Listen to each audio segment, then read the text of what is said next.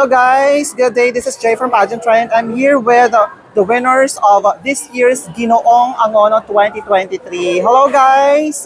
Hello po. Congratulations Thank you po. for winning the crown. Thank you po. Okay, introduce first yourself. My name is Keno Sichidosio, Ginoong Angono 2023. Kasama ko ngayon ang Ginoong Turismo at Ginoong Sining. Hi, my name is Harry Concepcion Soria, Ginoong Angono ng Sining. Hello everyone, my name is Japet Relieve and I'm Ginoong Turismo 2023. Alright, congratulations once again. Guys, ano yung preparasyon na pinaghandaan nyo talaga para makuha yung crown na ito? Start muna tayo kay Ginoong Sining. Consistent lang po ako sa aking ginagawa katulad ng pagpapractice po ng lakad at ang pagre-review po ng question and answer.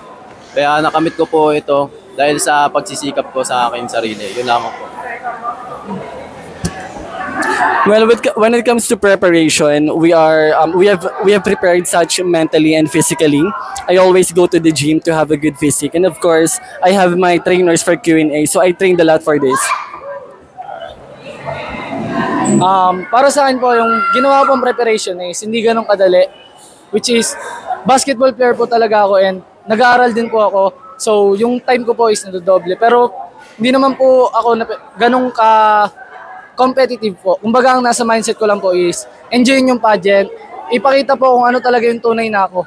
Ayun lang po yung naging motivation ko. Kaya, nanalo po ako at di ko rin po inaasahan na magta-title ako. Ayun lang po, thank you. Alright, ano naman yung pinaka hindi nyo malilimutang segment sa final round? Start Para sa akin po, yung makapasok po ako sa top list, ayun na po yung pinaka-goal ko. Hindi ko na po pinipili mag-title or mag-turismo, which is makakapasok na sa top 3, masaya na po ako. And hindi ko po inaasahan na pagdating sa Q&A, makakasagot po ako ng ganun and makapag-title po ako. Ayun lang po. Ang di ko po makakalimutan ay nakapasok po ako sa top 3. Dahil ang mga candidate ko rin po ay sobrang gagaling rin po sumagot. Di ko po ina-expect na makakapasok po ako sa top 3. Yun lamang po. Well, actually, my favorite part is the Q&A, only because I am a teacher and I love exploring, explaining, and giving information. So that's my favorite part, the Q&A. Ayan. Now that tapos na yung coronation night and you have that crown, ano yung unang gagawin nyo kinabukasan? Siguro po, magpapahinga muna kami kasi kinabukasan po meron po kaming parada sa launching po ng Gigantes Festival. Siguro po magpapahinga po kasi para makabawi po ng lakas dahil meron po kami parada mamayang umaga. First of all, I of course would like to take off the makeup. Of course, the clothes is very hot right now, but of course, rest is really needed because just like what they have mentioned, tomorrow we'll be having a very early morning parade. So I guess 3 to 4 hours of sleep will be enough. Alright. And we all know na sobrang nag-diet kayo in preparation to this Ginoong Angono 2023. Ano yung kakainin nyo bukas? Siguro ano yung po, na-miss nyo na kainin? siguro po ang nais ko po na kainin is pasensya na po sa mga Muslim pero gusto ko po kumain ng pork talaga. At saka chicken. Kasi more on gulay po ako tapos puro ano lang po ako, tubig. Yun lang po. So you mean the whole journey, yun lang kinakain mo, gulay at saka ano? Opo, hindi iniiwasan ko pong kumain ng kanin kasi tabain po talaga ako. And makikita nyo naman po sa katawan ko, hindi ganun kaganda yung build ng katawan kasi po mula sa pagiging mataba, nag-diet lang po ako na kaya nakarating po ako sa gantong katawan, which is hindi pa po ako kontento. Mas kailangan ko pa pong pagandahin. Wow, but do you go to gym? Yeah, nagji-gym po ako siguro. Natitigil po yung kasi sa kabila po ng pagpa-pageantry at pagji-gym. Naglalaro din po ako ng basketball. Siguro po natatapat yung time na magji-gym ako sa may laro po kami sa ligang labas. Ayun po. I see. Let's have our Ginoong Angono Turismo.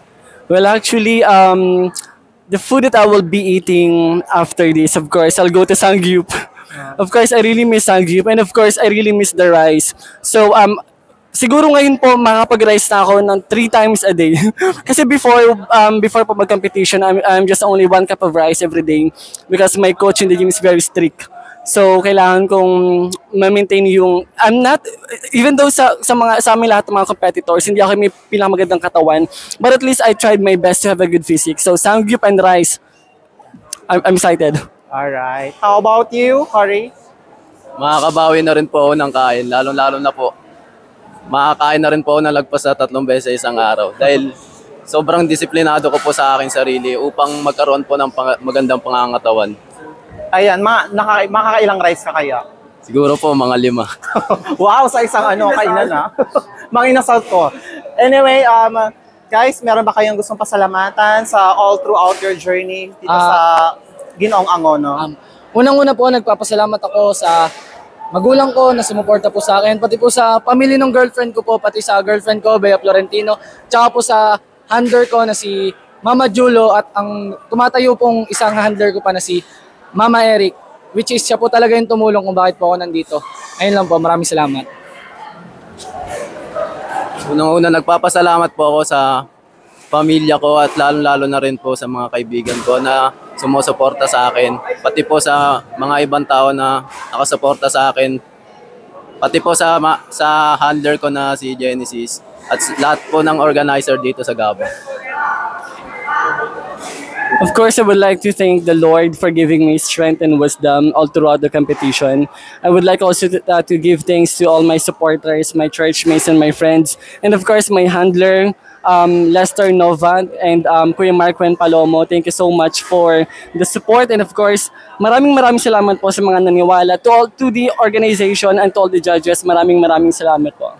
Alright, thank you so much and congratulations. Ano ka pang gustong sabihin?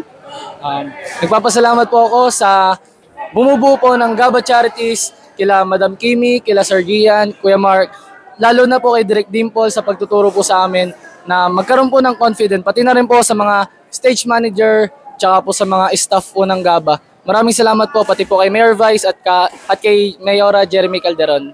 Alright. Meron pa ba?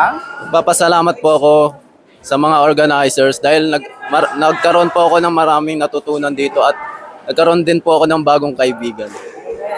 Okay, thank you so much guys and congratulations once again and Thank you po. we look forward na makita ko kayo sa national pageant in the future. Thank you so much. Thank you po. Bye-bye. Thank you. Thank you po.